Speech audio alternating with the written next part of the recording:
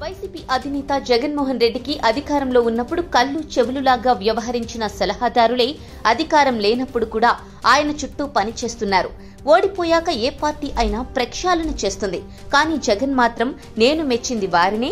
వారి పనితీరు కారణంగా ఎన్నికలలో 11 సీట్లకు పరిమితమైన పార్టీ కేడర్ తీవ్ర విమర్శలు చేస్తున్నా నాకు నచ్చింది నేను చేస్తా, 10 మందికి నచ్చిన పని నేను చెయ్యను అనే పంథాలో జగన్ నేటికి కొనసాగుతున్నారు.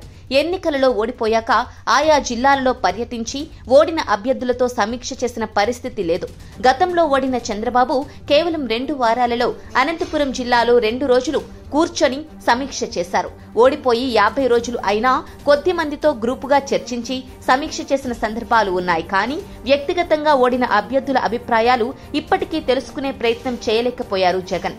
అందుకు జగన్ ఆరోగ్య సమస్యలు ఒక సాకుగా చెప్పడం విశేషం. ఎన్నికలు ఓడిపోయాక ఒక మాజీ ఎమ్మెల్యే జగన్ ను కలిసినప్పుడు ధనుంజయ రెడ్డి ఏం చేశాడు, ధనుంజయ రెడ్డి మీద మాట్లాడితే ఎలా, ధనుంజయ రెడ్డి తప్పు ఏమి ఉంది అంటూ ఓడిపోయాక అభ్యర్థితో జగన్ మాట్లాడితే ఆయన బిత్తరపోయి ధన్యవాదాలు సార్ అని బయటకు రావడం జరిగింది. సీఎంఓలో పెత్తనం చేసిన ధనుంజయ రెడ్డి ఎమ్మెల్యేలను కలవకుండా నిధులు ఇవ్వకుండా అడ్డుకున్నాడు అని నెత్తి నోరు బాదుకున్నా జగన్ అర్థం చేసుకోకపోవడం విశేషం.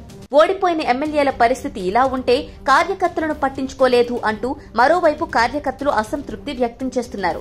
కార్యకర్తల మనసులో 2 అంశాలు బలంగా నాటుకునిపోయాయి. 2011 నుంచి జగన్ కోసం పనిచేసిన కార్యకర్తలు క్రమంగా పార్టీకి దూరమై సైలెంట్ అయ్యారు. 2014 నుంచి 2019 వరకు పనిచేసిన కార్యకర్తలు అధికారం వచ్చాక ఎమ్మెల్యేలు చేసిన అవమానాలకు పార్టీకి దండం పెట్టి దూరమయ్యారు. 2024 నుంచి 2029 వరకు జగన్ కోసం పనిచేసిన న్యాయం జరుగుతుందా లేదా అనే సందిగ్ధం ఇప్పటికీ వారిలో కొనసాగుతోంది.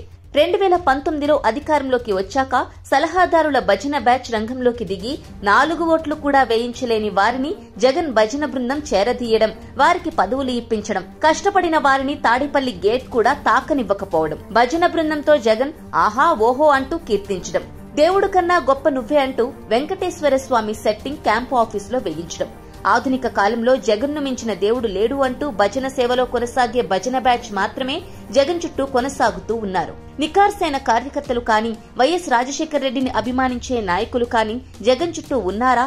అస్సలు ఉండరు. వైఎస్ పేరు ఎత్తడానికి ఇష్టపడని జగన్ చుట్టూ వైఎస్ రాజశేఖర రెడ్డి అభిమానులకు అవకాశం ఉంటుందా? అస్సలు ఉండదు అని కార్యకర్తలు ఇప్పుడిప్పుడే అర్థం చేసుకుంటూ ఉన్నారు. ఎన్నికలలో ఓడిపోయి 50 రోజులు దాటినా సమీక్షలు చేసే పరిస్థితి లేదు. రాబోయే రోజుల్లో జగన్ సలహాదారులను, జగన్ భజన పరులను, జగన్ ఆధునిక దేవుడు అంటూ కీర్తించే వారికి 25 ఎంపీ స్థానాలు, 175 ఎమ్మెల్యే సీట్లు దక్కుతాయి అనుకోవడంలో ఎలాంటి అనుమానం లేదు. వైసీపీ కార్యకర్తలు మీరు ఎంత గొంతు చించుకున్నా, జగన్ను ఎంత ప్రేమించినా అది వన్ సైడ్ ప్రేమ మాత్రమే అని గ్రహించాలి.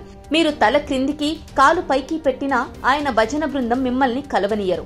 జగన్ను కలిసిన నాయకులు కానీ, కార్యకర్తలు కానీ, ఎమ్మెల్యేలు కానీ, ఓడిన అభ్యర్థులు కానీ, ధనుంజయ రెడ్డి గురించి కానీ, ఇంకో రెడ్డి గురించి కానీ జగన్ దగ్గర నెగటివ్ గా మాట్లాడారు అనుకోండి, జీవితంలో మీకు మళ్లీ జగన్ దర్శన భాగ్యం దక్కదు అని గుర్తుంచుకోవాలి. ప్రస్తుతం ఓడిన 50 రోజుల తర్వాత జగన్మోహన్ రెడ్డికి కళ్ళు చెవులు సలహాదారులే వ్యవహరిస్తారు అనేది బహిరంగ రహస్యం.